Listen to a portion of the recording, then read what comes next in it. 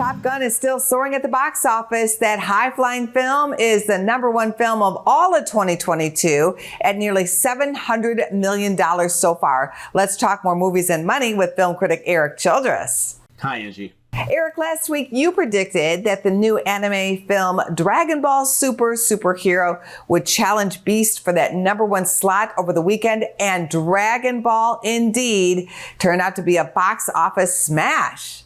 Well, it's all in the numbers, right, Angie? I mean, there is certain unpredictability in any given week, but Crunchyroll, the studio, clearly saw an opportunity here. Their theatrical anime releases have been rising in attendance, and this was their biggest launch to date in over 3,000 theaters, and they chose a late August release strategy when prior films would be waning, and may have thought, like I did, that Beast was not going to be a significant performer, despite how entertaining it is. It resulted in Dragon Ball grossing over $20 million compared to Beast's $11.5 million.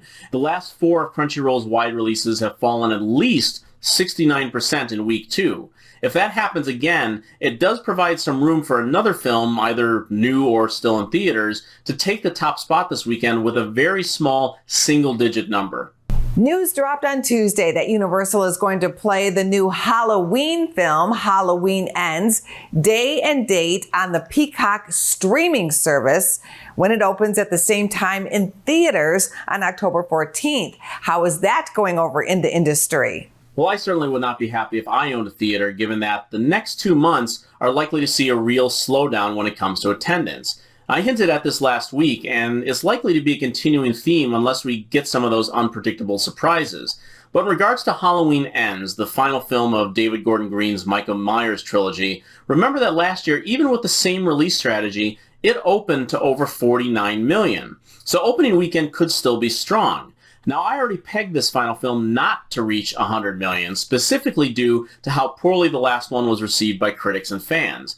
But the only shot I think it had of reaching that number was an exclusive release in theaters. That is gone now, and I can't imagine there's happiness in the theater community that Universal just cut into their popcorn sales. A number of films are debuting this week at the movies. Samaritan with Sylvester Stallone, a couple of thrillers, The Invitation along with Breaking, and 3,000 Years of Longing. Here's a look at 3,000 Years of Longing.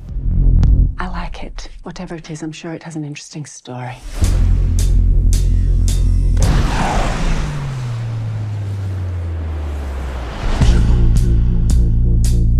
So, what will you wish for? What is your heart's desire? Erik, with Dragon Ball coming on strong but facing so much competition, which film do you think wins the weekend? Well, it could be a real horse race this weekend for the finish line, but when the numbers come in, it may certainly be a weekend to forget. Now, the most high-profile of the new releases is George Miller's 3,000 Years of Longing, starring Idris Elba as a genie who offers Tilda Swinton her 3 wishes for a shot at freedom.